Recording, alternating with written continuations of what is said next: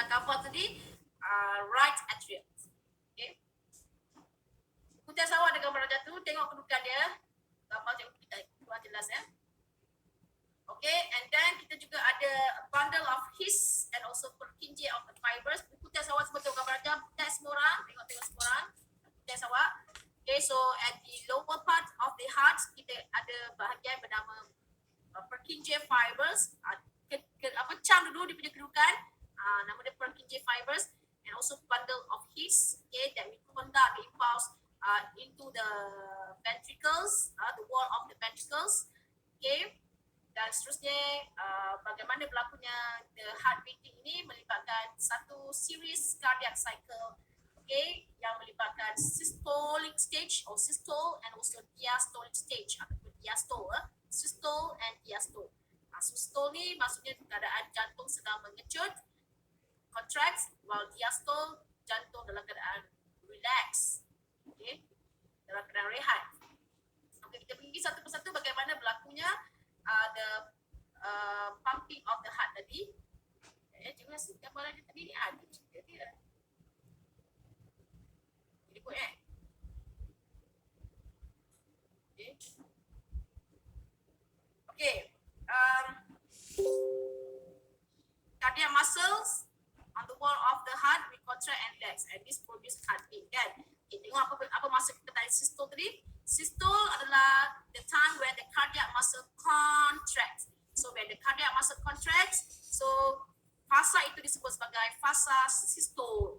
Okay, di mana pada peringkat ini the heart becomes smaller and menyebabkan the blood squeeze to the part yang mana yang bergerak tu. Okay, manakala diastole stage pula merujuk kepada the time when the cardiac muscle relaxes, which the heart becomes larger dan menyebabkan the blood flow into the auricles atau atriums ataupun into the ventricles. So bila dalam keadaan rehat, dalam keadaan relax, dia bersedia menerima kemasukan darah. Bila dalam keadaan contract, dia menghasilkan tekanan menyebabkan darah ditolak keluar daripada ruang itu, pergi ke mana-mana lah. Kalau atrium tu contract, okay, darah ditolak masuk ke dalam ventricle. Kalau ventricle pula contract, darah ditolak masuk ke dalam keluar daripada jantung. Okay. Ini apa lagi? Ini dah best. Okay. Waktu jantung bekerja, mengempam darah pada during the heart pumping, dia akan menghasilkan what we call as a loop-tube sound. Loop-tube sound, okay? Orang dengar jantung loop-tube macam tu kan? Okay, so dari mana datangnya bunyi loop and tube itu? So for your information, the loop-tube sound ni dihasilkan daripada the closing of the valve. Bila the valve shut, bila the valve tutup. Okay.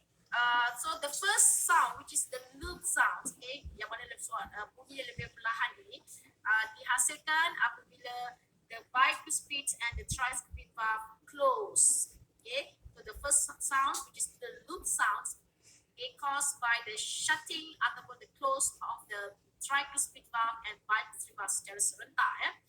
Manakala the tube sound, tube pula, okay, dihasilkan apabila which is the second sound, the second sound that produced, which is tube. So tube ni lagi kuat dia punya bunyi, loop tube macam tu kan, tube. Okay, so that sound is produced when the semilunar valve close ataupun semilunar valve shut. Okay, so as we know tadi kita ada dua semilunar valve, sebelah kanan dan sebelah kiri. So bila semilunar valve tertutup, menghasilkan bunyi tube. Bila that bicuspid valve and tricuspid valve close, menghasilkan bunyi loop. So ini menghasilkan bunyi kepada jantung waktu jantung sedang mengempam darah, loop tube. Okey, itu sampingan lah. Yang pentingnya apa? Nak belajar macam mana berlakunya darah tu mengecut dan mengendur tu, itu yang utamanya. Dia tak bagi tak ni lah. Okey, so kita patah balik kepada benda ni balik.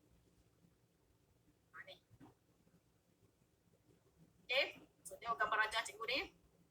Okey, macam mana berlakunya pengepaman jantung? Tadi kita sebut bahawa dia melibatkan sekumpulan tisu yang berada pada wall of the right atrium, which is called SA nodes, atrial nodes. Okay, so pertamanya what happen? Semua untuk kutas lah. Kutas sebenarnya senang lah. Tinggal perancang cikgu dia ada complicated sikit. Okay, so what happen? The first step is the sinoatrial nodes contract. Dia akan generate impulse. The SA nodes generates impulse. Okay, so bila dia generate impulse, dekat sini apa baca?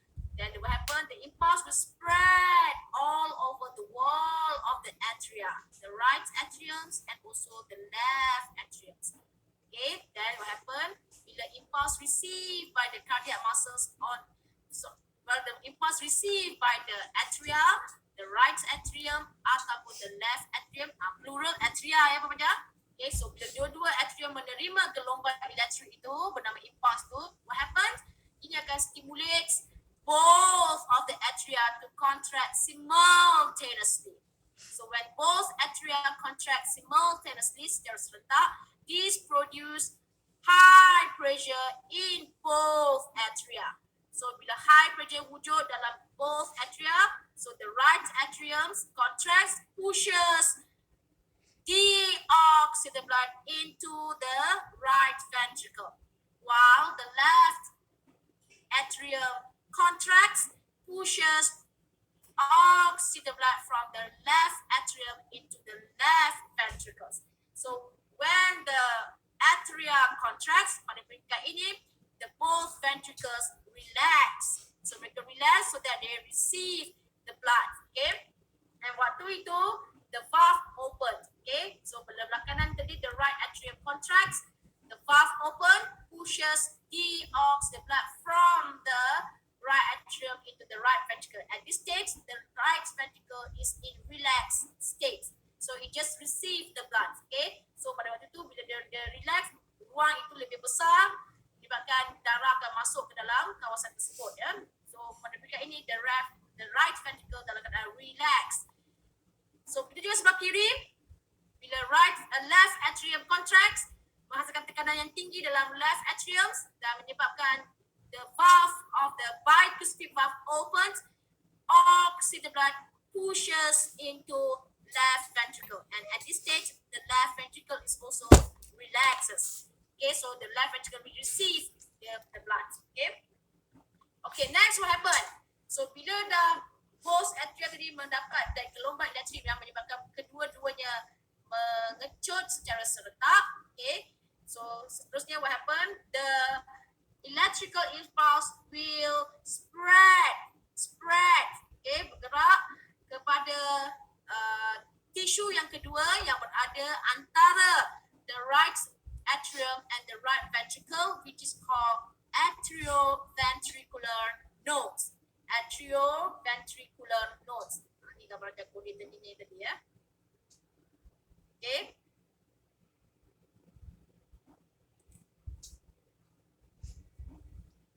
Mana nak bagi tunjuk gambar macam tunjuk orang ni? Okay.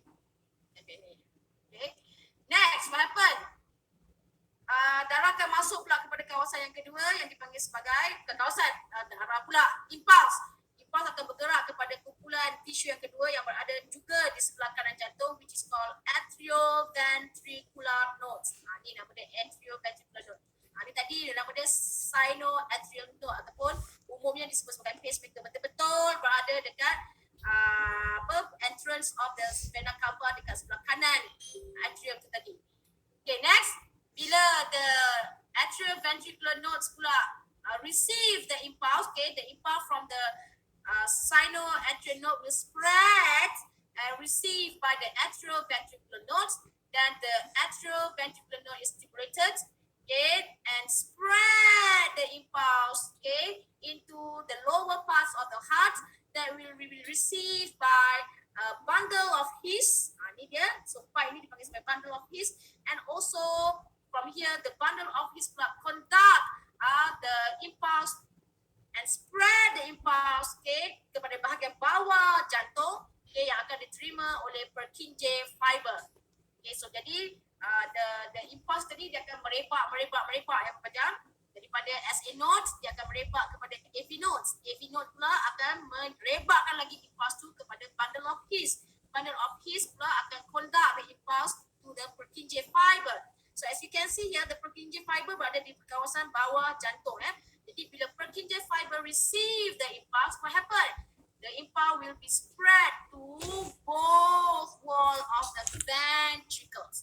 So bila ventricles menerima gelombang elektrik, so apa kesan dia? This will stimulate both ventricles to contract simultaneously.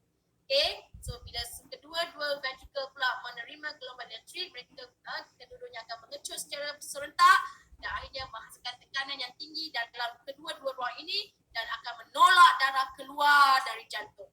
So when the right ventricle contracts, so this will produce high pressure in the right ventricle and deoxygenated blood is pushed out from the right ventricle out of the heart to the lungs throughout pulmonary artery.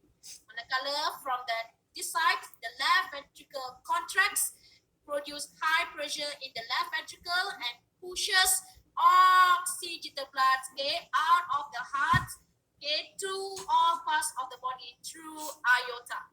But before that, as we know, bila darah nak keluar daripada jantung tadi sebelum nak pergi ke aorta ataupun the pulmonary artery, at the arch of the pulmonary artery and at the arch of the aorta tadi kita ada semilunar valve ya. So waktu ventricle sedang contract, semilunar valve open ya. So dia darah boleh ditolak ke naik ke atas And bila ventricle relax, baru semilunar valve close dan supaya darah tak turun balik ke dalam ventricle kanan ataupun ventricle sebelah kiri.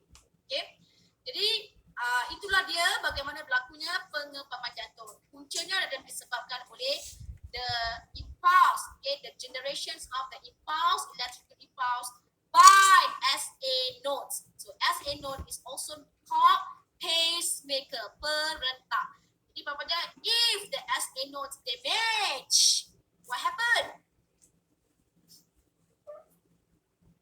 Class, what happened if the SA node damage?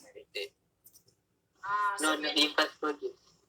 No electrical impulse produced. Okay, the electrical impulse cannot be generated, so that the wall of the atria cannot contract, so that the blood cannot be pushed downwards into the ventricles. Blah blah blah blah blah blah blah blah. Kan?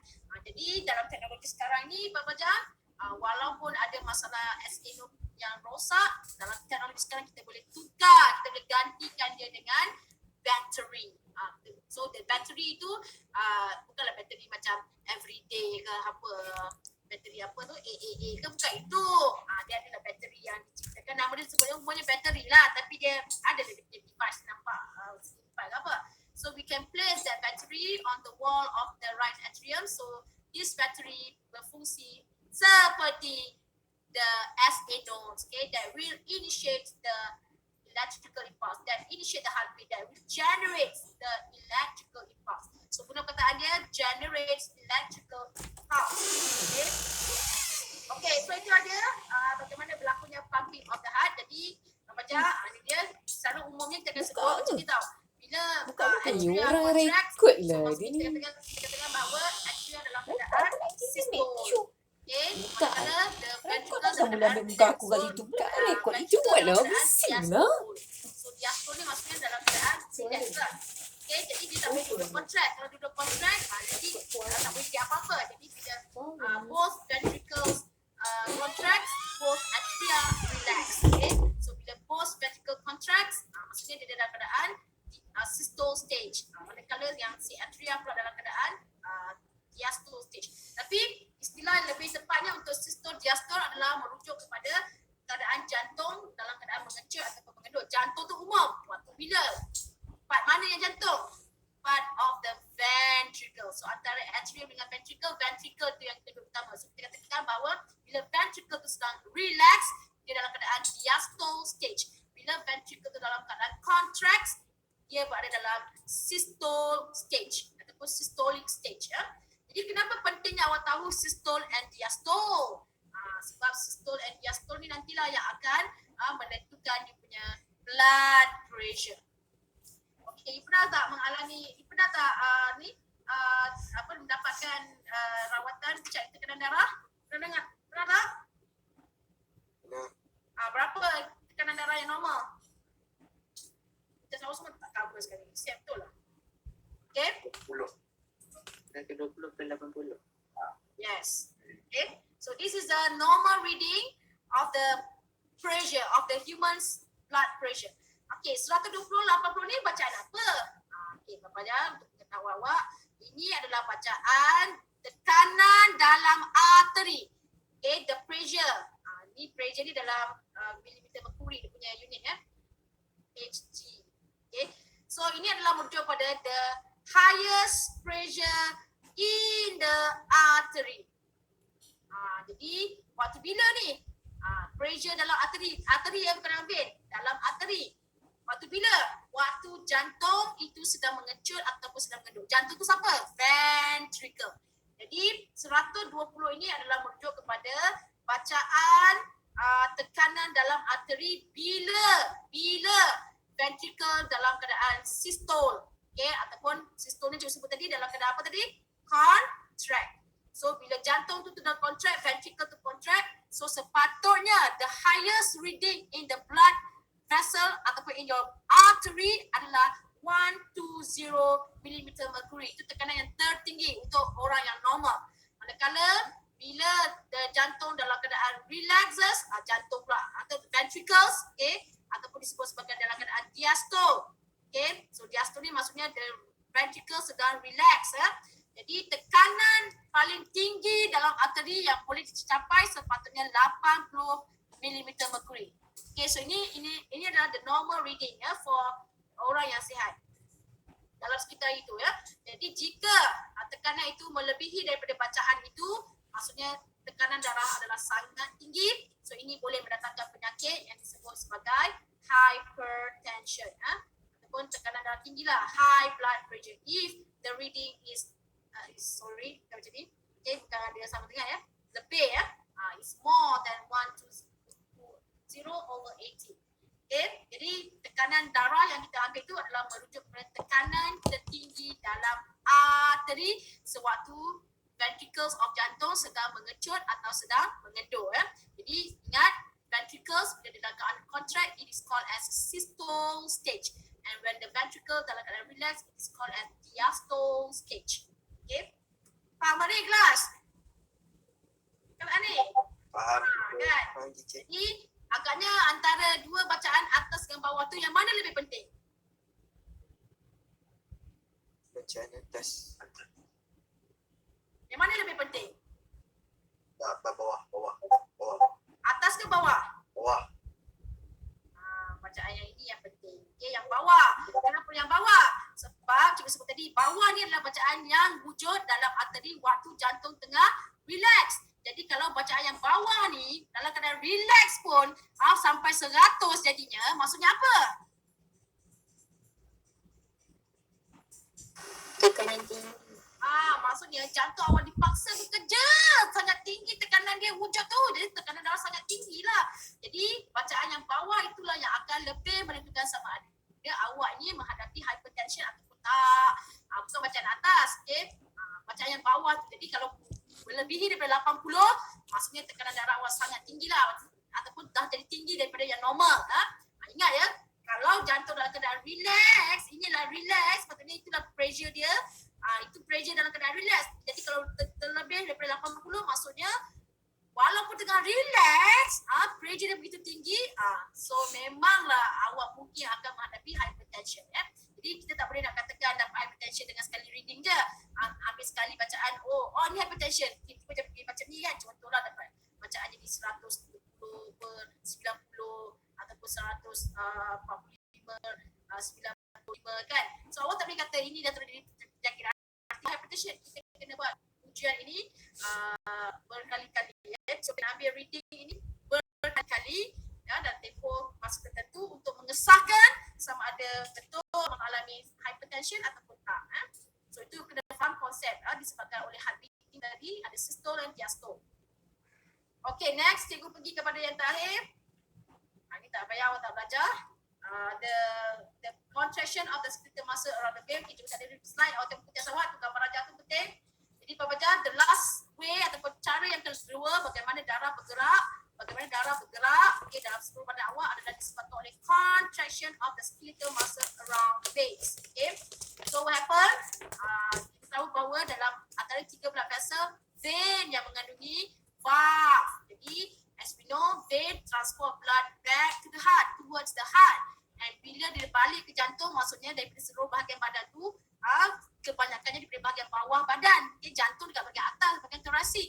Yang lain-lain organ semua, tisu-tisu lain semua di bahagian bawah thoracic cavity, dekat abdominal cavity. So that the blood kena bergerak against gravitational pull. Jadi bagaimana untuk memastikan darah tu tak turun balik ke bawah, boleh bergerak sehala disebabkan daya tarikan graviti ini. So Allah ciptakan dalam vein ada valve. Jadi macam mana darah boleh bergerak dalam vein itu supaya sehala dan dapat balik menuju ke jantung? Okay, disebabkan dengan adanya valve ni nanti, valve ini akan prevent the backflow of the blood. So bagaimana valve ini boleh terbuka ataupun tertutup? Disebabkan oleh contraction of the skeletal muscle. So dalam vein, the valve open or close due to the contraction and relaxation of the skeletal muscle. So agaknya Bapak valve terbuka waktu masa tengah contract ke tengah relax. Ya, cepat Nabil ni. Kelas. Agaknya untuk valve tu terbuka dalam kat punya otak rangka. So cikgu sebut skeletal muscle ya, bukan smooth muscle, bukan cardiac muscle, skeletal muscle. So skeletal muscle tu kat mana? Muscle dekat punya bones. Jadi bila that skeletal muscle contracts, okay, what happen? The contraction of the skeletal muscle produce high pressure. So the high pressure menyebabkan the valve open. Dia apa effect dia bila valve tu open dalam vein itu?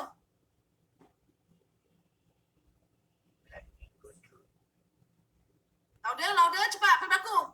Bila valve terbuka, what happen to the darah yang ada dalam vein itu? Allow blood to flow towards the heart. Okay, so darah itu akan bergerak balik ke jantung ataupun kita boleh katakan bahawa darah akan bergerak sehala. So the blood will flow one way.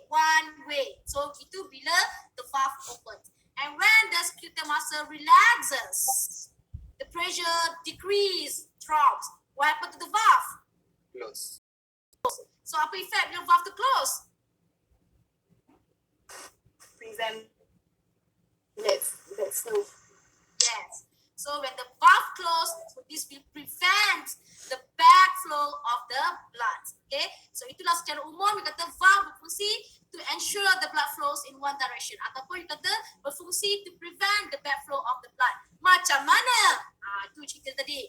Okay. When the skeletal muscle contracts, okay, the valve opens so that the blood will flows in one direction.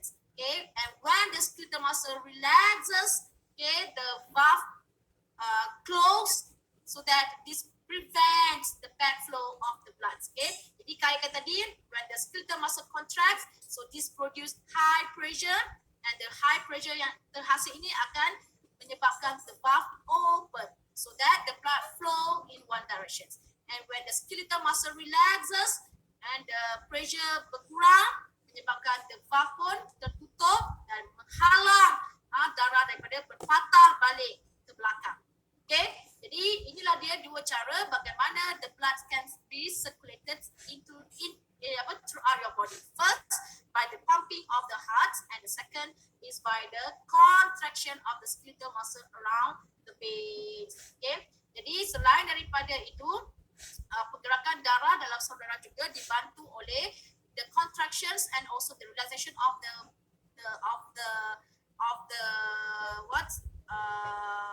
respiratory muscles ataupun otot-otot yang berterlibat pada respirasi during inhalation and exhalation. Okay, itu juga berlakunya tekanan waktu tarik nafas, hembus nafas di bahagian intercostal muscle itu juga masukkan tekanan. So darah juga boleh bergerak dalam saluran tersebut. Termasuklah juga disebabkan oleh intestinal movement. Okay, waktu berlakunya pergerakan the foots, the bolus disebabkan oleh peristaltic actions. Ini juga boleh membantu menggerakkan darah mengalir dalam saluran darah. Tapi yang utamanya adalah disebabkan oleh pumping of the heart, yang disebabkan oleh the pacemaker bernama sinoatrial nodes that located on the wall of the right atrium that generates the impulse, yang akhirnya menyebabkan both atria receive the impulse and both atria will contract simultaneously and push the blood into the ventricles. So ingat konsep dia, bila dia contract, pressure terhasil, the high pressure akan menolak darah bergerak ke ruang yang berikutnya. So itulah dia tentang the mechanism of the heartbeat, the pumping of the heart and also the contraction of the skeletal muscle. Any questions? Ada? Class, any questions? Ya, Iqmal? No, teacher. No. Okay, so kita berhenti kat sini. So kita akan sambung nanti kelas kita dengan